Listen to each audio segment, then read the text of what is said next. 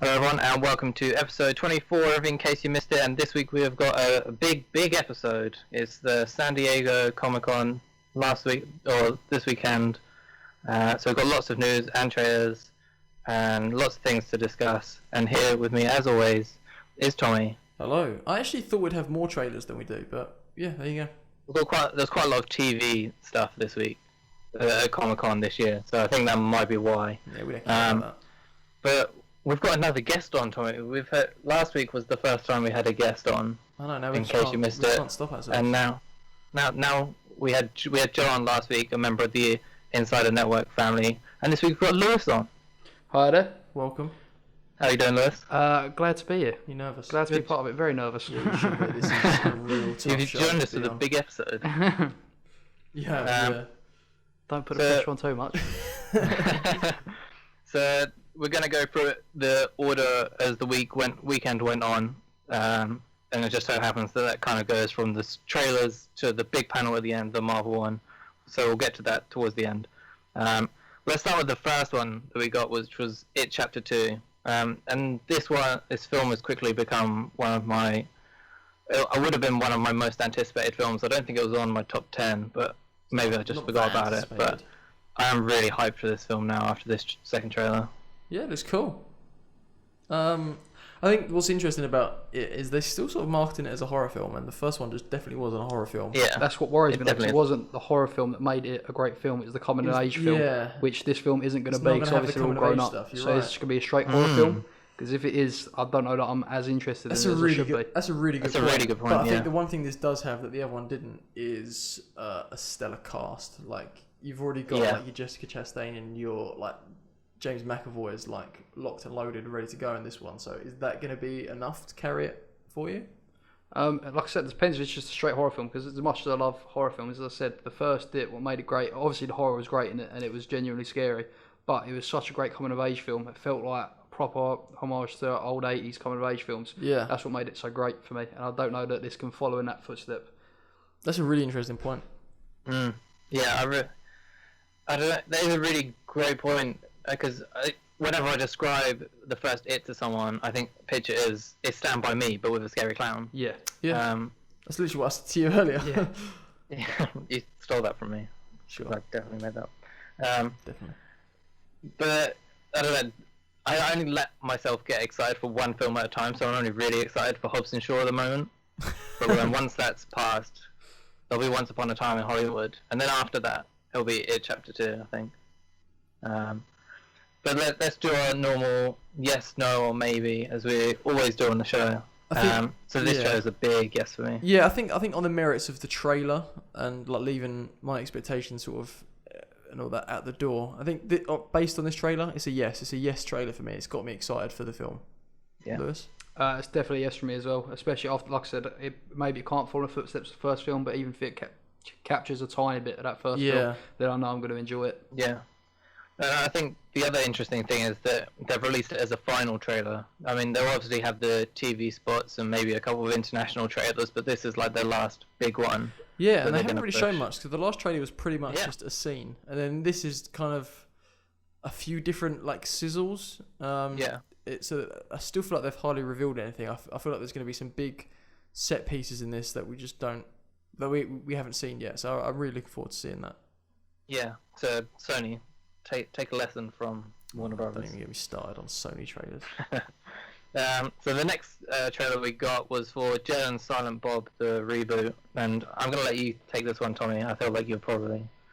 Yeah, so I love Kevin Smith. I love Clerks. I love Mallrats. I love Chasing Amy. I love Clerks 2. Have you just listed all of Kevin Smith's films? No, I didn't, because Jay and Silent Bob Strikes Back is atrocious. It's an absolute hot mess. But they make reference to that in the trailer. But they do make reference to that in the trailer for this, Very which, Deadpool. yeah, it is. It's very very self-referential, and obviously they're going to be. Kevin Smith's going to. I mean, he'll always be the first to tell you that he's a terrible director, and he's no idea how people still give him money to make films. Which is why I love Kevin Smith. Kevin Smith is a great enjoyed guy. Kevin Smith as a director in the last 10 years. Yeah, so I'm interested to see what he does with it. I think maybe if he leans into that self-referential stuff, and maybe they can get the magic to work a little bit. I'm not convinced though. It kind of looks like it's making the same mistakes they made with Jay and Silent Bob Strikes Back. I mean, I think it's the thing that a lot of pothead movies suffer from is that unless you're that way inclined, they're just not Not funny for at you. all. No, they're not for you. So, I mean, there's obviously a great cast. He's obviously got some of the recurring cameos in there. Obviously, with Ben Affleck, Matt Damon, and then there's some new ones with like Chris Hemsworth. Yeah.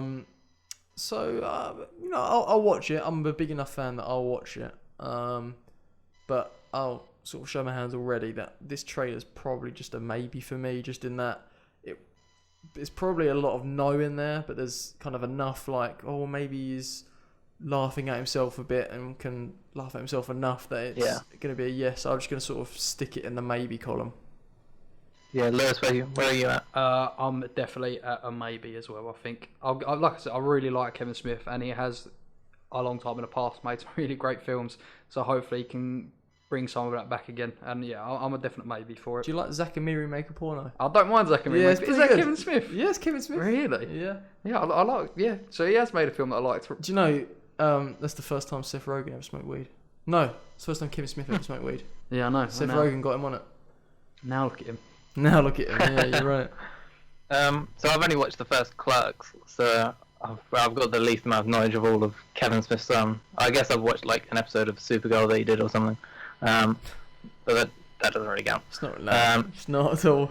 No. But having seen this trailer, it kind of does make me want to watch the other ones more, and I'm sure I will get to. I've been told. Definitely have Triano a said view more at Rats would Skewniverse probably be right up my- binge. Yeah. Yeah. So I'm sure I'll get to them. I know Jason Mewes also had a film that he was directing as well, which weirdly looked along the same sort of lines as this. Yeah. So I don't know. What my question is, having only watched Clerks, how hasn't Silent Bob got old yet? Because it's not just boring seeing him not talk for a whole film, and then he obviously has like his one line every film. But Yeah, I mean, watch Mallrats. I think Mallrats is probably your best bit of Silent Bob. I mean, they work very well as these side characters in the film, so it doesn't really get old. It's just kind of like the thing. Whereas obviously silent for the whole film, yeah. and then at the end So you'll have one main like thing. deeply like meaningful line, and it works as the side characters. I think that was one of the big problems with Jay and Silent Bob Strikes Back is that they were the front and center, and Jason Mewes, while a very funny guy, isn't an actor by trade, so he struggles to carry a film. And then Kevin Smith, also not an actor by trade, but has no lines for the most part. I think I'm a Clerks guy for sure. I think James, you'll prefer Mallrats, and I think Jay and Silent Bob are best used probably in Mallrats. They're in it more than they are in Clerks. Obviously less than Jay and Silent Bob, and I think it's the right balance for them too. You should definitely have a binge of the View Askew universe though. Yeah, I definitely will before this one comes out. But the fact that I'm picking up from maybe those two characters are a little bit too much to carry their own film, having not even seen a film that they're already leading in Jay and Silent Bob Strikes Back, that kind of is a big worry for me. So yeah, even though I haven't seen the rest of the View Askew universe, I'm gonna give it a maybe. It's just Fair enough. another trailer that I feel like is right up your alley was the trailer for Top Gun Maverick. It's a yes from me already. I had a feeling it would be. It just looks so good. I love the idea that like Mitchell is still a captain. I love the fact that after all these years, like he's had all these like amazing accolades and done these amazing things as a pilot. Yet he's had like citations and things like that, and you know we're not quite sure what the actual thing that's holding him back is. You know, like we get that great line in the trailer where it's like, you know, you could have been a 2-star admiral by now, but why are you here? And he's just like, you know, that same sort of cocky, like he's a bit more reserved, but you still get that like, well, that's the question, isn't it? And then like you see him doing like just cool stuff, and you see like the sun rising and setting with like a plane flying really fast, and there's not quite volleyball, but there's like some sort of beach sport being played, and I'm just so ready for this film. Christopher McQuarrie and Tom Cruise can do no wrong. It's a yes. Lewis, what did you think of it? I mean, it's definitely a yes for me as well, and I'm excited to see the film, but it's the cheesy 80s action that I love about the original Top Gun. I don't know if I want to see a modern era Top Gun, or if I just want that original, just the cheesiness of it, just in my head, and that be it. Obviously, it's going to be a great action film. It's like no doubt about it. But I don't know if I'm going to appreciate it as a Top Gun film as much as just a plain action film. It's weird because like in this trailer, I found it really difficult to separate Tom Cruise. I still see him as his character from Mission Impossible more than Ethan Hunt. Yeah, Ethan Hunt more than I do the guy in Top Gun, Maverick. So I don't know. I found that really giant. Even when I've watched like an American Made, I see it as whatever character is playing in American Made. So I don't know why. I guess perhaps it's the actiony sort of genre that. But even like stuff like Edge of Tomorrow, you see him as different. I don't know. I wonder because it's a similar sort of genre as Mission Impossible, as to why it kind of threw me a I little think bit. there's something's obviously happened to him, and I think we're going to see that in the film. And I think when he addresses that, you'll get Maverick. You'll get that same old Maverick. But you know, I mean, there was an arc in that film in the first Top Gun. He doesn't leave that film the same way he comes into it. So No. Well, we're then going to get true. what we got with Last Jedi, of seeing an arc in the last film, only for that to be completely reversed in this film, and none of the past 20 years have mattered. I mean, I don't know. I mean, so the difference there is that I'm sure James is very much excited to get into this, but the difference there is in The Last Jedi we saw Luke had apparently progressed and gone this far, whereas this time, like Maverick seems to be in some sort of arrested development. He seems to be somewhat in the same place, struggling. And I think with that kind of struggle, like with Luke, we expected him to be this, awesome Jedi who's gone further than he came, and, see him in that place. And we started to see that. They showed glimpses of that and they ruined it in, like, a scene. Whereas with, like, Mitchell... They ruined it. I mean, they did. I mean, with Mitchell, Maverick, they kind of haven't shown us what's happening yet, so that they've just talked about that he's not changed and he's not gone that far. So what's happened there? What's been the thing? Because it can't be Goose. Goose died, 30. I mean, get over it. Like, I get it. Your best friend died. Maybe it is. No, it can't be. So something's happening there, and I'm in for the mystery. It's got its hooks around me. It's 100% a yes for me. I'm so excited. It's definitely still a yes for me. Just purely from the action, and it's Tom Cruise doing his own stunts, and that's what we all love. And that shot of him coming off the battleship in the plane, that was a great shot. And this looks like a must-see in IMAX sort of film for me. Let's go on to the next trailer. Now this one, it wasn't released at Comic-Con, but it just happened to come out this weekend. And I think it was such a big trailer that I felt like we had to talk about it now. And I got I can't work out whether it's genius marketing to be ahead of Lion King. It's genius. But then when the visuals are so awful for this trailer, and then the visuals are so great in Lion King. So I watched this. Both Lewis and I watched this trailer earlier in the week. So when we was just rewatching trailers just now, we took the opportunity to watch the recut trailer, which is recut as a horror film. And by recut, I mean they haven't changed any of the edits whatsoever. All they've done is change the music, and it's the I got 5 on it, but the Us version, just playing over it, and it works so perfectly. It looks terrifying. The cuts are the exact same. It's just Having watched that and the It trailer back to back, I can confirm that the Cats trailer is 10-fold times more creepy. It's just so unsettling. I mean, it's a great musical. I don't think Les Mis was the best directed film. In fact, I think that the biggest problem with that film as a whole was the directing. It's a great musical as well, which holds up on the merits of the songs, but it's so poorly shot. I mean, everything's a close up in that film. Everything looks like a TV set. In fact, it's horrendously directed. It's a really bad part about Les Mis, and I really like that musical. But that being said, I love the King's Speech. I think that's a masterpiece. I think it deserved Best Picture.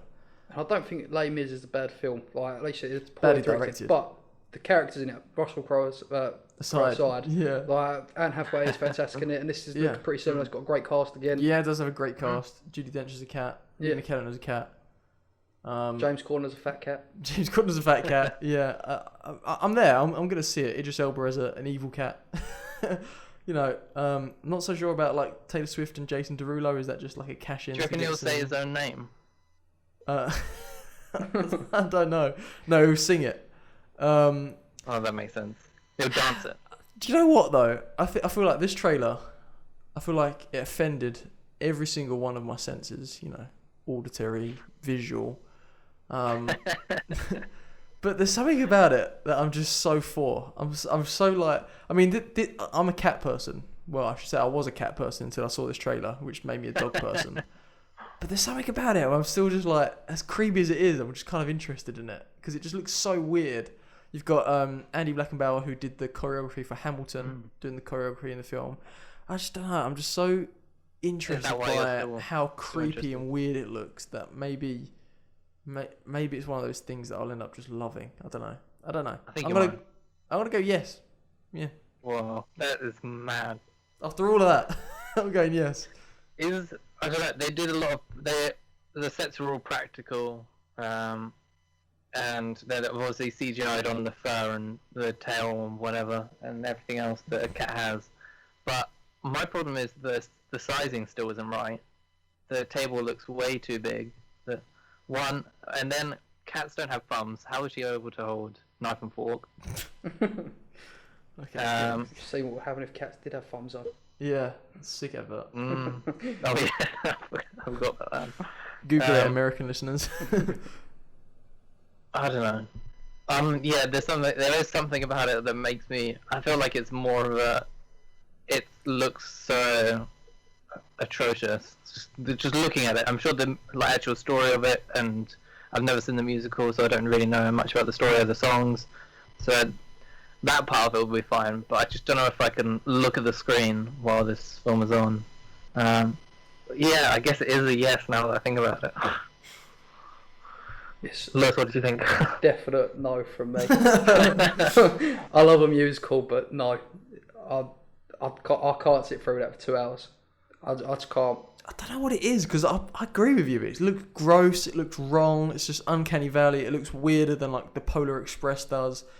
Yeah. But there's just something about it. I'm just like, I have to see this creepy film. I have to see it. I have to see it. I don't know what it is. I think there's a sort of like magic to it. I think. I don't know. I don't know. I really don't like know. Evil, dark blood magic, maybe. Yeah. Definitely not like Disney charm, like, you know, fairy dust magic. Speaking of magic, that kind of links into the next one. Kind of. Again, this is another trailer made pretty much specifically for you, Tommy. Yeah, no, you're right. Dark Crystal: Age of Resistance. I love it when a trailer, especially for something like this, gives you like the behind the scenes peek as well as like give you like sort of story stuff as well.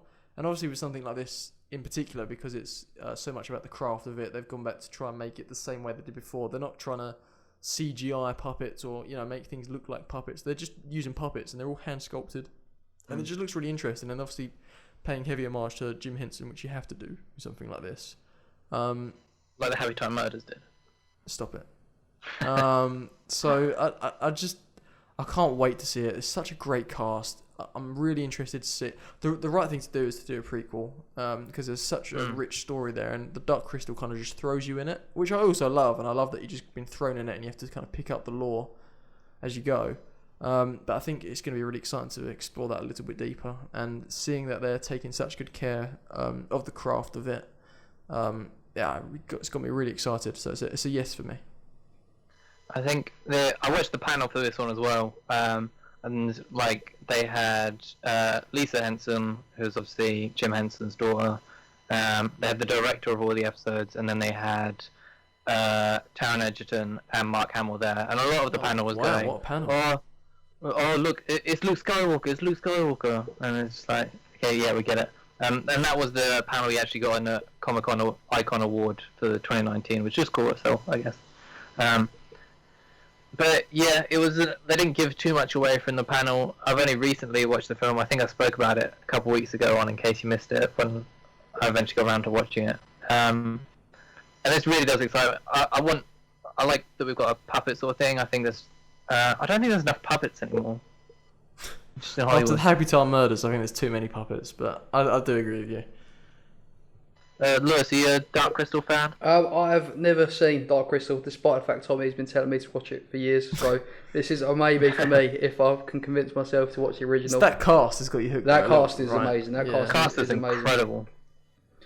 And their budget can't be that high to pay for that cut. There must be a few pay cuts to work on this. I just got to think it's people that love the original and really want to get behind this project. Because Would The puppets As really part do of look the- amazing as well. Yeah, as part of the panel, they said that the way they got most of the cast were on, they didn't have to say it was the Dark Crystal. Well, that's how they got Taron Egerton on board, and then they were like, "Do you want to work with Taron Egerton?" oh And wow, then Mark Hamill was like, "Yeah, I'd love Taron Egerton. I'll work with him." And then You already they were worked like, with him. we've got Taron Egerton and Mark Hamill. Do you want to be on they're board? both in Kingsman. Yeah, but apparently they Hamill in Kingsman? Taron spoke Yeah, he's about the it. professor and they at the never very actually. beginning that gets kidnapped, and then he's at the he's the first person to blow up in the library like later in the film. But Really? they never share a scene together. Professor Arnold, his character Yeah. name is. He's like literally Yeah. the first person who's kidnapped in the cabin. Do you remember? Oh, it's been a while since I've seen the original Kingsman. To It's a be good fair, movie. second Great Kingsman kind of tainted the universe for me. Yeah, it's not quite. As we're talking Kingsman, I was gonna save this for the next one as it wasn't Comic Con. But what did you guys think of the King's Man trailer? At the beginning of the week. Well, obviously I know a little bit about this film. Did you? I know a little bit more about this film, which I guess we'll talk about more nearer the time. But yeah, look good. Look really cool. I think it's a fun, inventive idea to set a prequel that early. I think World War One films are about to have a bit of a moment, especially after like Wonder Woman and I guess Warhol sort of started the bit of thirst for it. Yeah, look, it looked really cool. It looked like the first Kingsman, but during World War One. So yeah. It looked a little bit tamed back on gadgets and stuff. I got a little bit of, and maybe it's just because it's a prequel that Matthew Vaughn is doing, but I got a bit of First Class sort of Yeah, I vibes can see from it. that. Which gets me really excited. Lewis, did you check out the trailer for The King's Man? I did, and it looked good. And one of the things that made me feel maybe a little bit better about the second Kingsman is Tommy telling me in regards to like the two Kingsmans. The first Kingsman is more of a Sean Connery Bond film, whereas the second is more of a Roger Moore Bond film. Where would you say this one is, Tommy? To carry on that analogy, if it is where they're aiming, this what they're is- aiming for. This is the Daniel Craig Casino Royale, That's exactly what I was thinking. which is the prequel, the dark gritty prequel. There you go. It still works. The analogy continues. But I haven't seen the film yet. So the last trailer we got, there were like a couple of other panels. There was like the Star Trek Picard one. I can't think of any others now that I've said that, but there are definitely other panels. No, mate. Don't Oh, believe there was like Terminator Dark Fate, but no one really cares about Terminator anymore. Although apparently it looks good, but sure. They We didn't get to see always anything. look good until the first trailer comes out and ruins everything. Yeah. It spoils the plot.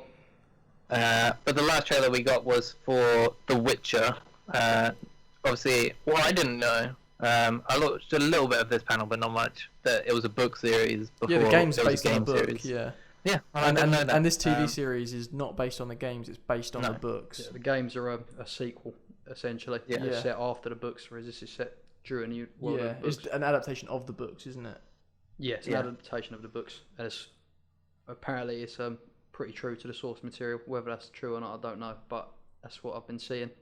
And as a big lover of the Witcher games, I'm pretty excited for this. Henry Cavill's such great casting. Yeah, That's the first take from that. Is it's such great casting, and he's a fan of the games as well, isn't he? I Yeah, think he that's loves why them. he was He's a so massive so gamer. invested.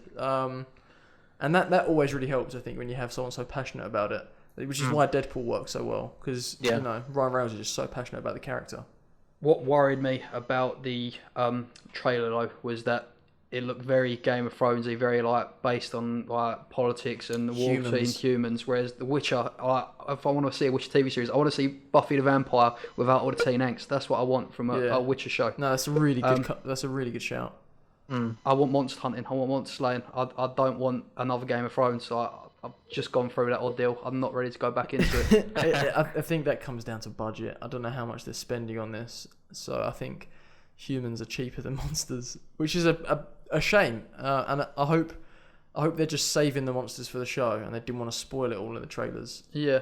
I'm not hopeful though. I think you're Yeah, right. I think it is going to be a Game of Thrones attempt, which, you know, if you look at the Watchmen trailer, which we haven't got on here, but it was a pretty cool trailer. Yeah. I think a lot of people are just trying to do like the Game of Thrones thing. It's the same way Westworld was meant to be like the next Game of Thrones, and Watchmen is now meant to be like, you know, Game of Thrones but with superheroes, and you know, it's just kind of everyone's trying to do that again, and maybe they shouldn't, because look how that ended. Yeah, even the Game of Thrones couldn't do Game of Thrones. It's because not everyone's George R. R. Martin. I watched the Game of Thrones panel as well, and that was one of the most awkward panels I've ever seen. Dan and Dave pulled out, didn't they? Yeah, they did, but even like the guy who was hosting, I don't know who it was, but even he was just like, we won't make jokes about it, like the last season, people not liking it, stay calm. But then he would like make comments about it. I thought it was really odd and really, I don't know, it felt really uncomfortable at times to watch. But that'll be the last one. Was it Chris Hardwick? No, I don't think it was. I don't know who it was, but it wasn't Chris Hardwick. It wasn't anyone I recognised. Fair enough. The Witcher, was it a yes, no, maybe? It was still a yes for me. I think Lewis is right. I think Lewis just sold me a better show that I'd rather see. Yeah. Yeah. But I think I'm intrigued enough by the story, and I'm intrigued enough by Henry Cavill, and I'm intrigued enough by some of the stuff that I saw in the trailer that it is a yes. It's a yes from me as well. I'm obviously a lover of The Witcher. Henry Cavill just seems like amazing casting, and I'm definitely going to watch it regardless if it's awful or not. So it's a definite yes. Yeah, I'm in a similar sort, but I'm really excited for it. I'm interested to see. I'm ready for like a big TV show and this sort of. I don't know much about The Witcher, but sort of like mythical sort of side. I'm ready for that sort of show again, I think. Let's go into the big thing from Comic-Con. It was obviously the Marvel panel, and I've got 13 things to talk about. Yep. And I watched the whole panel as much as I could.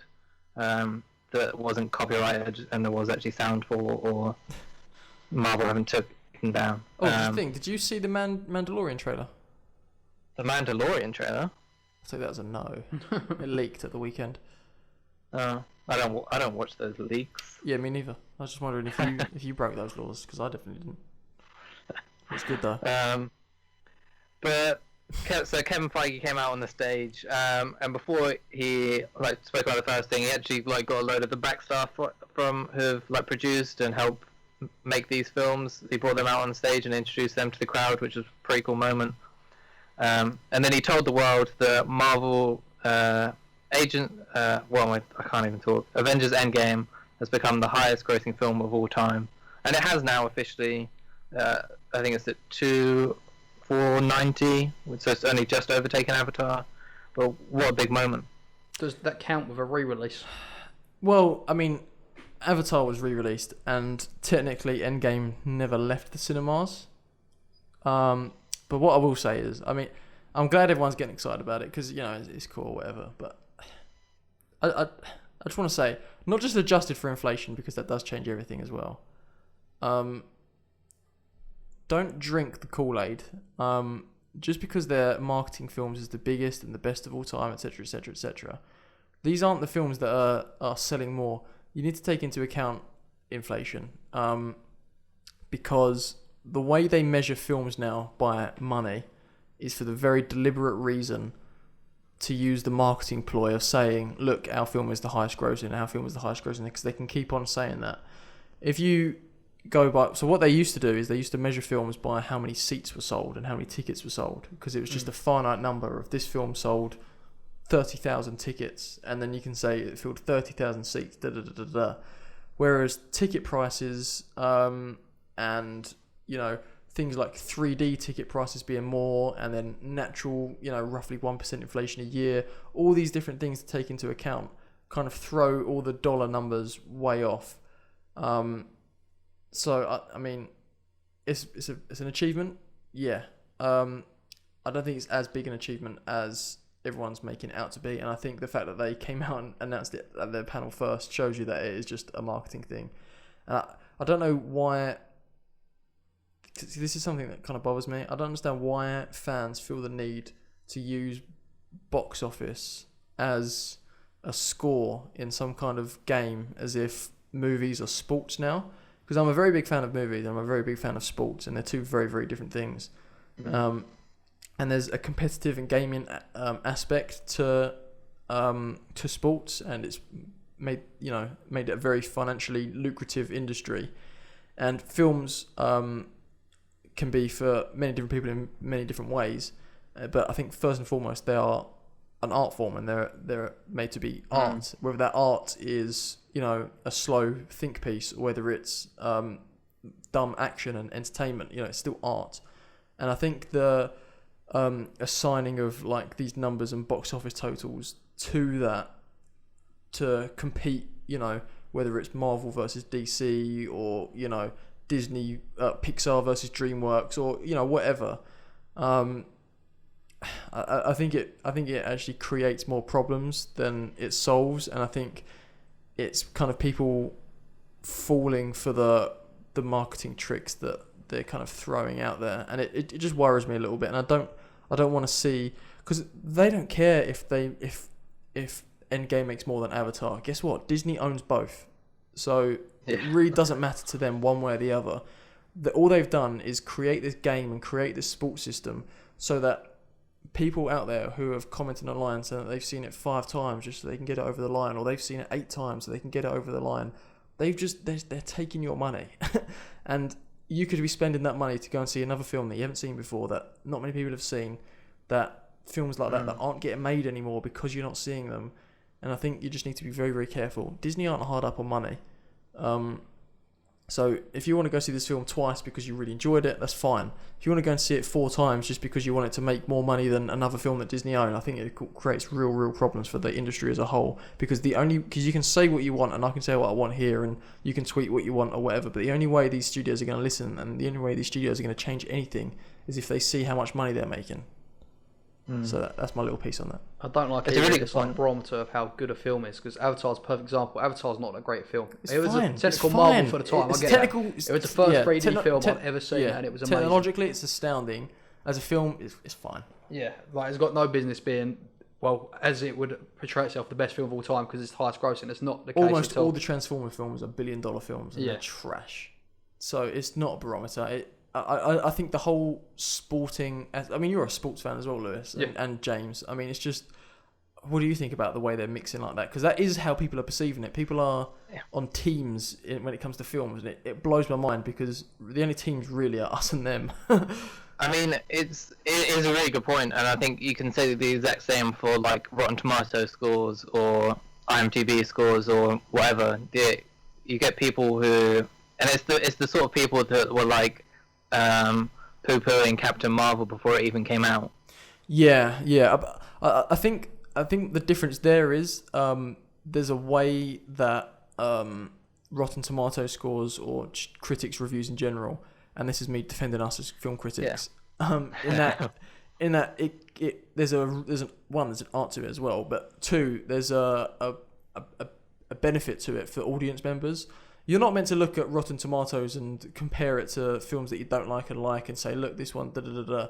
No, the way you're supposed to do it is to get a general gauge of whether you should invest your money in this film or not. So this is kind of the Rotten Tomatoes, and the way all critics are meant to work is kind of on my side in this, and that is, you may only see 5 films a year.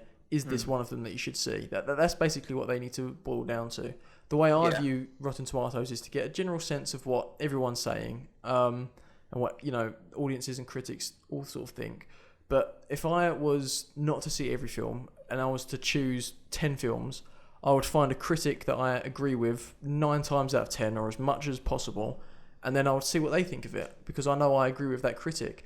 I don't get these people that go to critics that they disagree with and argue with them. It's just, if you don't like their opinions, don't follow their opinions. Go and follow the opinions of people that tend to agree with you, and then maybe see films based on that. Or engage in an open discussion, because most film critics would happily talk to you about films, why you liked something, why they didn't like something, vice versa. It's about conversation, and I think people just need to learn to use these things better. Box office, there's no benefit to it. It's all a marketing thing. should we stop doing our box office segment at the end of the show? No, because I like analysing the joking. business. That's why I'm we joking. do that. We're not keeping. I mean, we are keeping score based on me and you, but we're not like gaming the box office. But I think it is a really interesting point to it. It's a similar sort of thing, I think, as like it's just how our culture is now. You kind of got all these different fandoms, and it just feels like a competition between whether ours is better, ours has got more money, and it's just like it's easy for us to say because we kind of watch everything, but you can obviously it's the same way we argue with Marvel with DC is an argument with like you can like both can make money, both can not make money. Like it doesn't really matter at the end of the day. I think it's really simple. If you are a blind fanboy who chooses to support one particular studio over another for no other reason than you like your films better than the other films, so you decide to hate the other films and hate the people that like them, listen very closely. You're an idiot. Grow up. You're a moron. You're a child. Grow up. Let's move on to some of the announcements that Marvel made. Ridiculous. They made. So the first announcement was this is all the Phase 4 films. Where's the like DC Empire news, Johnson. James? This is all Marvel. They decided to chicken out and not be there. God. No, I don't know. I'm not getting into it. So this is all Phase 4. There is no more to Phase 4 than this 10 films that they've got. Even the announcement they surprised us with at the end, that'll be in Phase 5, which I think is really interesting to start with. But only the next 2 years are going to be Phase 4. But the first film they kind of announced was The Eternals, which a lot of this stuff was heavily rumoured already. It's just kind of confirmed things that we already knew. So The Eternals was the first one that they brought out the whole cast, which will be Angelina Jolie, Richard Madden, Kamal Nanjiani, Brian Tyree Henry, Lauren Ridloff, Salma Hayek, Liam McHugh, and Dong Lee, and that'll come out 2020 next year. No Keanu Reeves. Keanu Reeves. Yeah, that's true. What did you guys think of this? Kind of spoken a little bit about this in case you missed it before, with all the casting rumours and stuff that's going on. But it's now confirmed. Yeah, I mean, I've said before, I don't really know much about the Eternals. I know they're kind of like Greek gods or Roman mythology, something like that. And I think, obviously Thanos is the only Eternal that we've seen so far. If you don't count the Celestial Head in Guardians of the Galaxy. A Celestial's not an Eternal, is it? That's different. I don't know. Yeah, I watched a video and there's just, I don't know. That's different. So Thanos is an Eternal. He's a mutant Eternal, whereas a Celestial is what Galactus is. Right. But yeah, it's got, female director, which is pretty cool. Yeah. And it's, because I've heard complaints from people before saying that, they give Wonder Woman and, stuff like that to a female director, and it's just, but, I think that makes sense. It's a female story. You should have a woman doing it. But something like this, where it's like an ensemble and stuff, I don't see any reason why it should be one gender or another. And I like that they've just given it to someone they believe to be talented. So I'm looking forward to seeing that. It's a great cast. I actually really like Angelina Jolie. Even in those Tomb Raider films, I quite enjoyed her in those. I thought she did a good job. Richard Madden, I think, is excellent. I think people have been sleeping on him. I think he's really going to blow up after this. I think he's going to have like a Chris Pratt moment. Yeah, I'm interested to see what it is really, because I kind of want to know as little as possible. Yeah. I think Kamal Nanjiani, I know that it was kind of rumoured a while ago, but I think that's kind of the big surprise for me, and Brian Tyree Henry as well. Two people I didn't expect to see in a superhero film, and I kind of like that they're being brought into this, into the Marvel universe, and perhaps not in a way that I perhaps don't know much about. So I'm kind of excited in that sort of way. I love Lewis, Brian Tyree Henry. Yeah, same. Yeah, go on, sorry, Lewis. I was just a little bit worried. Just before Infinity War and Endgame, I got a little bit burnt out on Marvel films, just because the sheer number we got. My worry is that am I now obviously it's been completely rekindled by Infinity War and Endgame. Back in love with the Marvel universe. I was seeing this whole and Homecoming, Far From Home, also amazing. I'm just worried that with this huge amount of releases coming out, I don't know how much I'm gonna care until the next big events are obviously announced. You're just so saturated now. I don't know how long I'll last with it, but we'll see. So the next announcement they made, again, something that was rumored, and I think they've even showed off little bits at like D23 or something. Or they wouldn't have shown that off yet. But is the Falcon and Winter Soldier, which will be in Disney Plus in fall 2020, starring Sebastian Stan, Anthony Mackie, and Daniel Bruhl, returning as Baron Zemo, and he'll have the purple mask, which will be cool. Yeah. I mean, didn't they have it in a cutscene in Civil War or something? Or no, it was in the concept art. That was it. Yeah. I think this is interesting. I think obviously the big thing now is how they've come out and said that these TV shows are canon to the MCU, and they're having like MCU actors in it. It's not like the Daredevil Netflix stuff, which is one-way canon. It's not like Agents of S.H.I.E.L.D., which is one-way canon. It's, it's proper canon. So sure, I'll watch it. I think they've gone for some really interesting choices here, which I guess we'll talk about more when we get to them. But in the case of this one, I think this is probably my most anticipated of the TV shows. You're expecting more of the Winter Soldier sort of vibe, Captain America Winter Soldier. Yeah, exactly. Sort of vibe, which is like my second favourite MCU film. What's your favourite? Guardians. Yeah. Lewis, what do you think of Falcon and Winter Soldier? I'm excited. I really liked Winter Soldier. It's probably not in my top 5, but I love the whole feel of Winter Soldier, and I'm hoping that is what they recapture in the show. Sort of like a spy thriller, I think.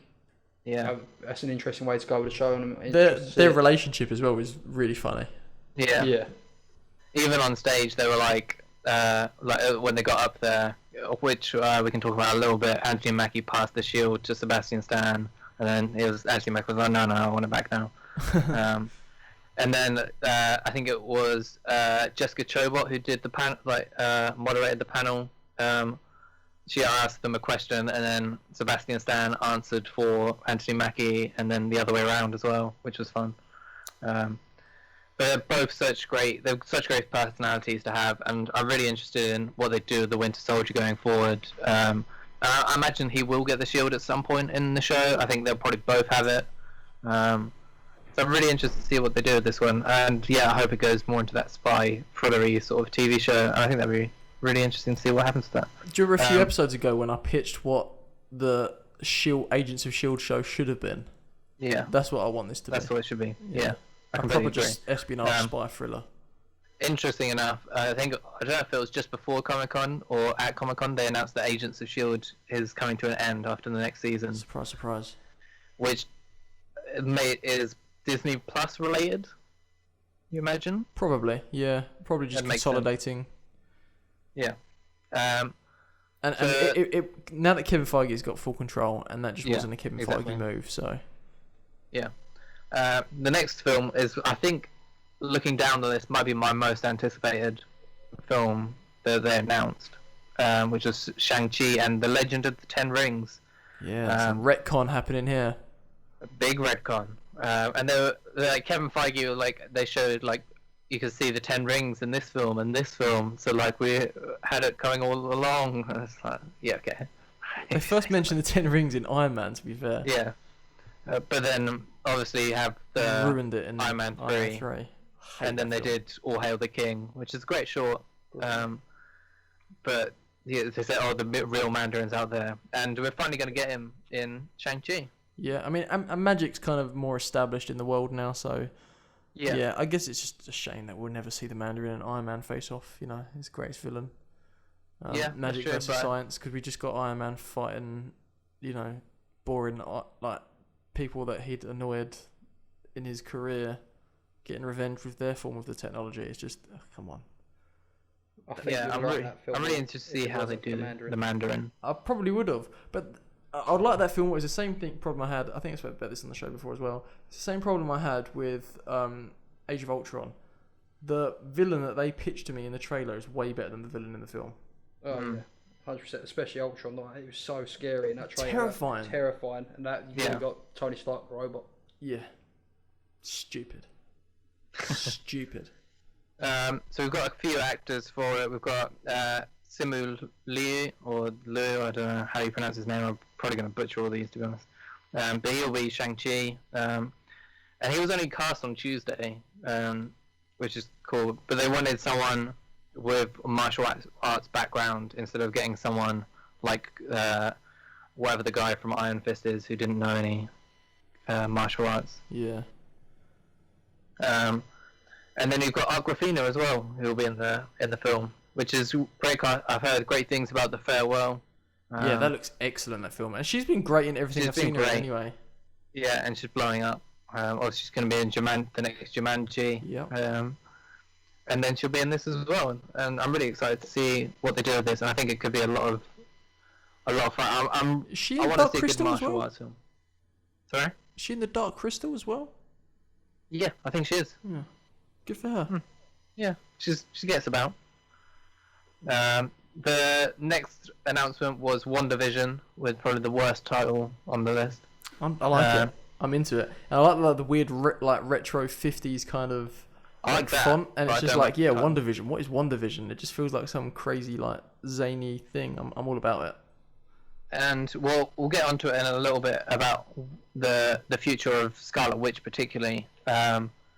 But this is set after Endgame, and obviously Vision is killed in Infinity War. So I'm really interested to see what they do. I've heard stuff about it might be like a sitcom-y sort of thing, and they're going to be in like different eras and I love that. different realities and I stuff. hope it's crazy. I hope it's like insane. I think it will be. I hope it's really Wanda think trying to cope with the death of Vision, and she creates all these like crazy little realities, and like none of them work. And then each episode is like set in some weird different reality of like trying to make it work, and it just doesn't happen. Then it all fizzles away. Yeah, that's my pitch for the show. I think that's where Marvel does their best work. It's the crazy, Bonkers. off the wall, the bonkers, the Doctor Stranges, the Guardians of the Galaxies, the Ragnaroks. Yeah, that's what Marvel does best, I think. Just go weird. Yeah, and it's totally precedent set now. Like now there's magic, and now we've got all these other trendset films that have done so well as well. People love them. Like just go crazy with it. Go crazy. Yes. And then you've got Teyonah Parris has been cast as an older Monica Rambeau. Obviously, we saw the young version in Captain Marvel, so they're aging her up, or going into or I suppose she'll be about that sort of age now. I think about it. By the time we meet after Endgame, I don't know much about Monica Rambeau in the comics, so I'm interested to see what they do with that. So the next TV show they announced was Loki on Disney Plus. We got another one we already knew that was happening. Yeah, I mean it's obviously a new Loki, so it's the Loki that from the alternate timeline that steals the Tesseract and goes and disappears. So our Loki died. Yeah, he had all that character arc. All that character arc, which came to a close. This is all the Dark World and Ragnarok. This is a completely different Loki. Yeah. Which is a fun Loki. I mean, everyone liked Loki at that time. He was like everyone's favourite villain. Everyone loves Tom Hiddleston, so I guess it will be interesting and cool to see what they do with that. I can't say I'm overly excited. I guess it's because it's like a different universe, and I don't know if it will ever connect, and it will just be a little thing on its own and a little bit of fun on the side because everyone likes Loki so much. It was kind of the same reason I just stopped watching the Netflix shows because I was like, well, this isn't canon. It doesn't really matter. I don't know why I'm going to waste 16 hours of my life. The thing is, as well, they're spending all this time building up their one good villain that they really ever put out. Maybe a handful of others. Like, give some time to some other villains, build a new villain up. Like, it's done with. We all love Loki, but Loki's time's done. I don't know that I need to see any more of it. I'd rather see them try and build up another villain that we can get behind. Even Thanos, they built him up in Infinity War just to squash it all in Endgame, and he was amazing in Infinity War. Like, I found myself siding with him in Infinity War, and then just brushed it aside in Endgame. He was the protagonist of Infinity War. The way they framed that was really clever. Yeah. I'd just like to see him do more with some other villains, maybe than retreading old ground. And yeah, that's a fair point.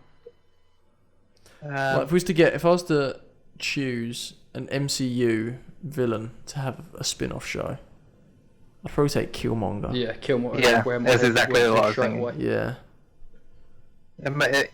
Maybe he will. Maybe he will. Or Mickey Rourke's Whiplash. Or Justin Hammer. But I'll take a Justin Hammer one. I'll take that all day long. I would love that. I want to see him back. He can be in Shang-Chi. Just Sam Rockwell can just play every character in the MCU from now on, as far as I'm concerned. So the next announcement we got was for Doctor Strange and the Multiverse of Madness. So excited for this. This is perfect. So he's come out and said that it's the first horror film in the MCU. Yeah. It's not even going to have scary scenes in it. This is going to be a horror film in the MCU. It's Scott Derrickson, who originally directed like Sinister, so he comes from a horror background.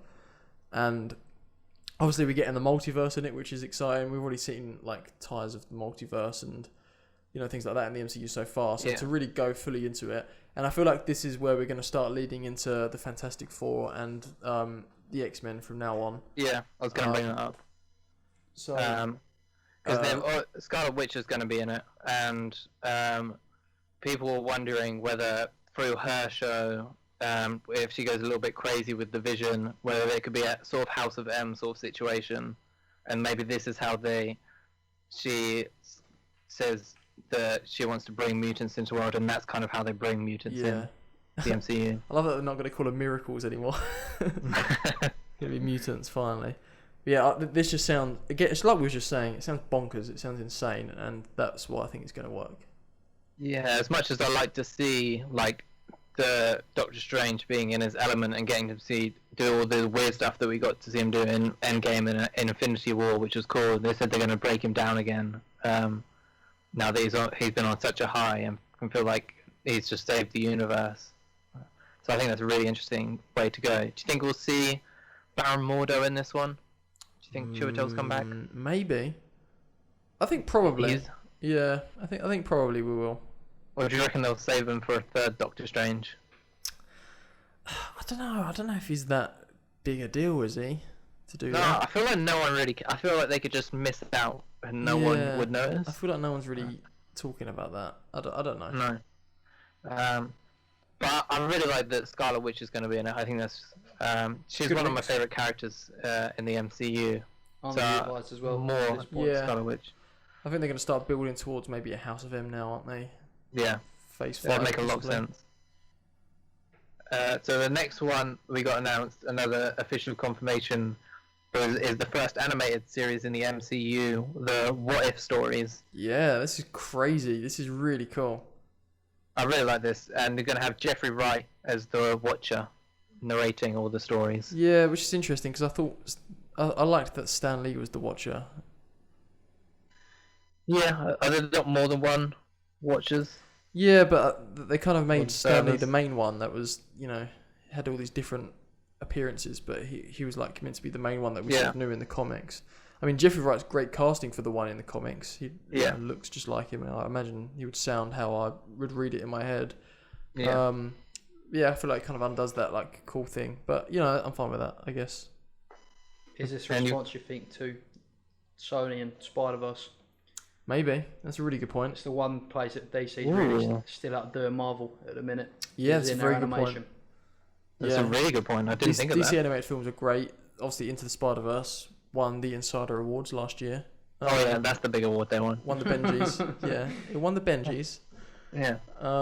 That's not best animated. That's best picture at the Best Benjis. picture. See, it's a huge deal. I mean, it wouldn't have won if someone else hadn't have watched The Favourite, but Yeah, we don't talk about that.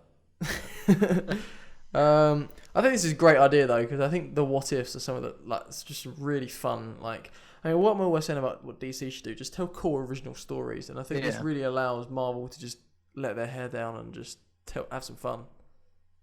yeah, I know one that we've already heard that might be coming is the Peggy Carter if she got the super soldier serum. So obviously Haley Atwell will return for that. So that's really interesting. I don't know. They've got everyone's coming back if they played that character. And this was where I noticed Natalie Portman on the board and thought, maybe she's coming back in 4/4, but we'll get to that in a second. The next Disney Plus show that they announced was Hawkeye with Jeremy Renner in 2021. People kind of like Hawkeye more now. It's weird after Avengers, everyone was kind of hating on him. I loved him after And- Avengers. Yeah, I love them after. I thought he was like the coolest character in that. He's the link as well for the audience. He's the only got Black Widow as well, but they're your human links to the Avengers. Yeah. They're the only real human characters, and I think it radiates a lot of ways. Well, one of my favorite characters, I'd say. Yeah, 100%. And he was so cool in Endgame as well. Yeah, I mean, it just proves that if you want to beat Thanos, you just need Hawkeye. a great haircut. Oh. Oh. I was gutted we didn't get a Ronin spin-off announced. I know. I mean, we might see some Ronin in this. I don't know, but I think could this is see going some to be. I think this is going to be more based on like the latest comics run of Hawkeye, which is apparently really, really popular. And I'm basing that purely on the the font that they Yeah. they chose on the thing, but it looked very similar. Yeah. But yeah, I'm pretty excited for this. I really like Jeremy Renner. Do you think it's because Arrow's ending and there can't be two superheroes that fire bow and arrows at the same time? That's definitely what it is. Yeah, you're right. They also announced that Kate Bishop will be introduced in the show as well. She takes over the Hawkeye mantle in the comics. Yeah. Cool. Do you reckon Jeremy Renner will have that haircut back for the show? I hope so. I hope not. Either get a mohawk or don't. Don't faux hawk it. The Mo Hawkeye. Do you reckon that's why they did it? Wow. That's definitely why they did it now that you've said it. I never put that together until just now. Well done. Wow, thank you. I should work for Marvel. The next announcement, we kind of got spoiled for us. I think it was last week, when it came out that Taika Waititi was coming back for Thor, which we now know is called Thor: Love and Thunder, and that'll be Such a in great November title. 21. Taika Waititi's back, Chris Hemsworth's back, Tessa Thompson's back, and Natalie Portman is back, and she will be female Thor. Yeah, or just Thor. Yeah, it's just Thor.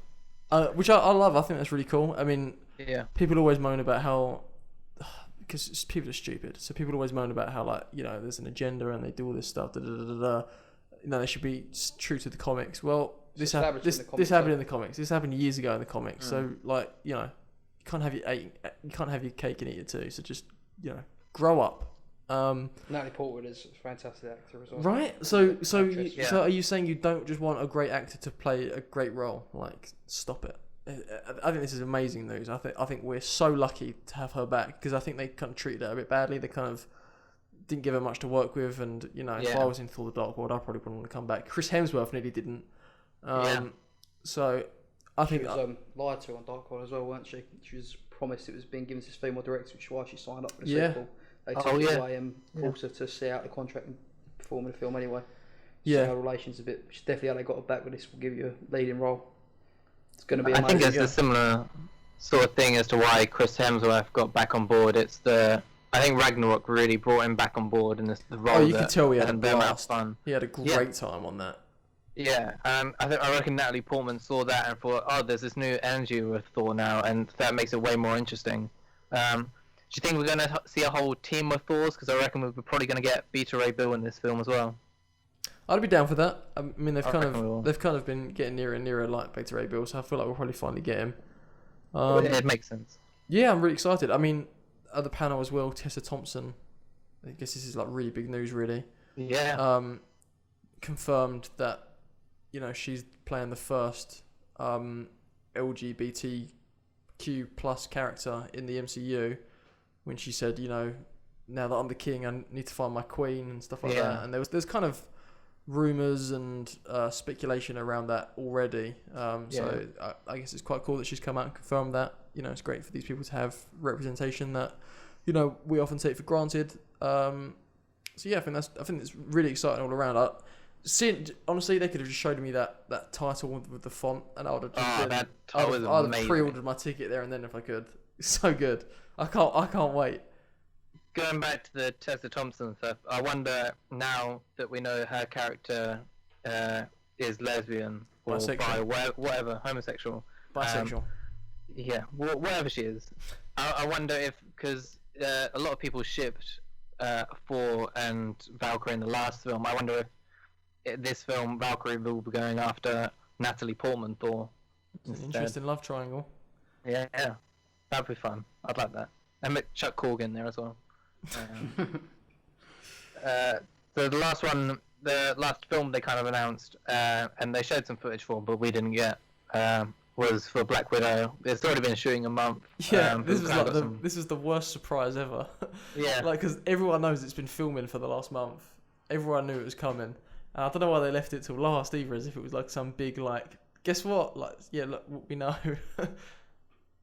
Yeah, I don't know. They showed some footage. They've apparently been filming for about a month. They showed the Budapest stuff, right? So they showed some Budapest confirmed stuff. that we get to Budapest. I think because apparently it takes place after Endgame, and I'm guessing we're going to get flashbacks as well. So I reckon there'll be a modern day scene or like of whatever during Endgame, and that happens in Budapest, and she kind of gets these flashes back of Budapest when she's there. That's what I see happening. Yeah, that'd be cool. I don't know that I like the time setting. I feel like I would have rathered it if they've gone back further. I think they could have explored it a bit more when she was a bit of a darker character, less of a hero, and more, well, ambiguous with whether she's Yeah, I'd good or agree with bad. that. Hopefully they flash Yeah. back to a lot of that. Yeah. That'd be great. Yeah, I'm really excited for this. I mean, it's about 5-6 years too late. It should have come out a long time ago. But I'm still very, very excited to see it. I mean, Scarlett Johansson said on the panel that this is the right time. She felt like the character was in the right place for the film now. Yeah, she had to say Which is- that. This film should have come Yeah, out a long exactly. time ago. There's all this up. Captain Marvel being the first female superhero film should have been Black Widow's long before that. Yeah, 100%.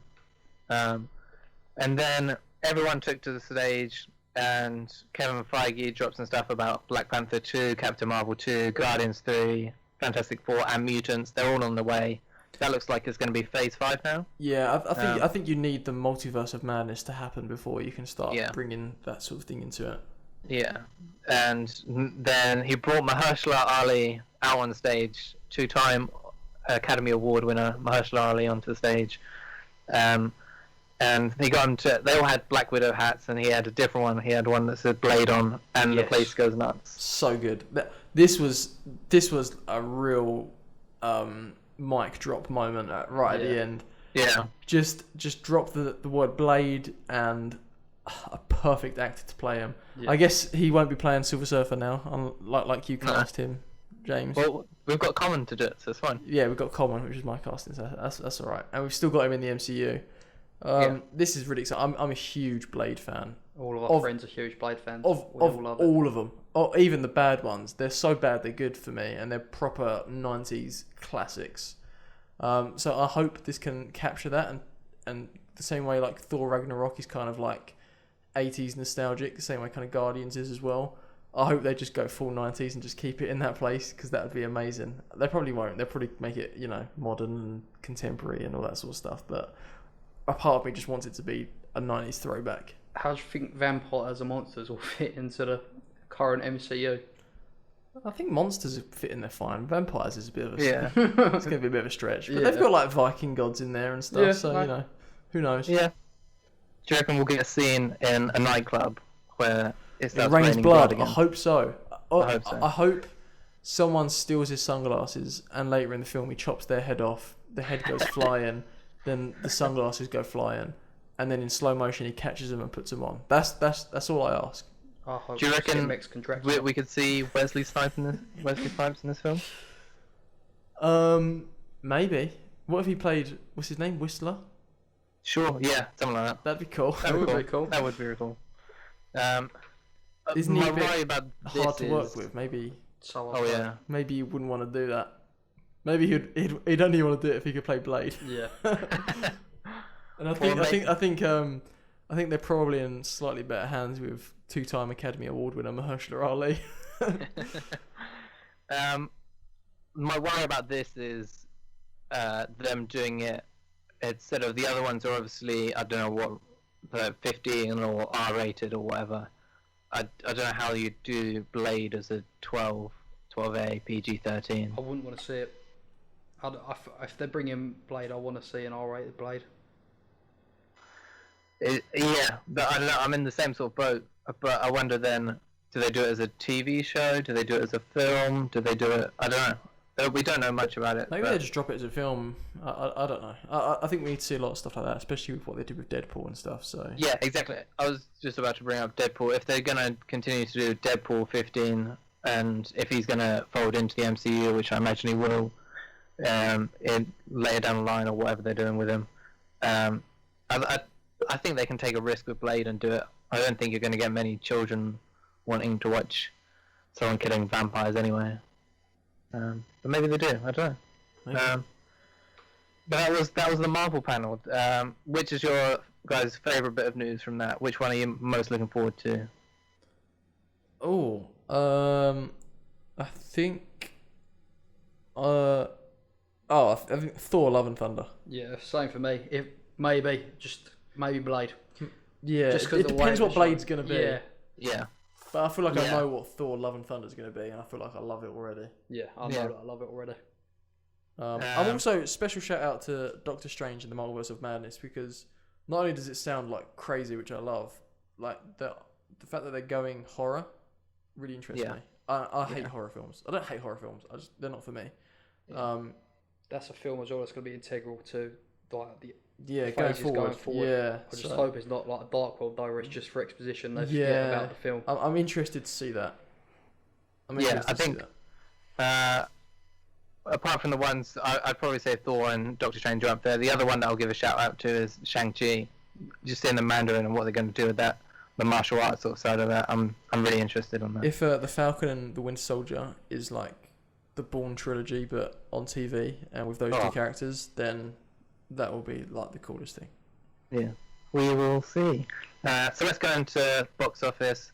Now this is an interesting one because we've had 2 weeks because we recorded it late. Have you seen this week's box office, Sonia? No, I've not seen it yet. I accidentally did. So I won't do my predictions and then I'll tell you if you're right. Wait, what? Oh yeah, I suppose it's. I didn't even Because think about it, to be We're honest. recording on Monday. Yeah. Oh. Well, you can do your predict. We'll do it live. We'll do a. So what? So we already know what Lion King made. Yeah. But do your predictions and then I'll tell you how right you are. Okay. I've got my numbers for all 5. So I've got Yesterday at number 5, Okay. $4 million. It was at number 5, but it made $5 million as well. Okay, I've got Crawl at number 4 with Yeah. $5 million. $6 million. Okay. I've got Are Toy you doing Story well so 4 at number 3. Add a million, Tommy. Add Okay, a million. I'll add $1 million. $13 million. It was at 3, but it made 15 million. Oh wow, I was 3 beyond on that one. Yeah. Okay, at number 2, we've got Spider-Man: Far From Home. $21 million. What number? 21. Yeah, Yeah. I'll take that. That's pretty good. Okay, this one I'm really unsure of. So Lion King's obviously number 1. Yes.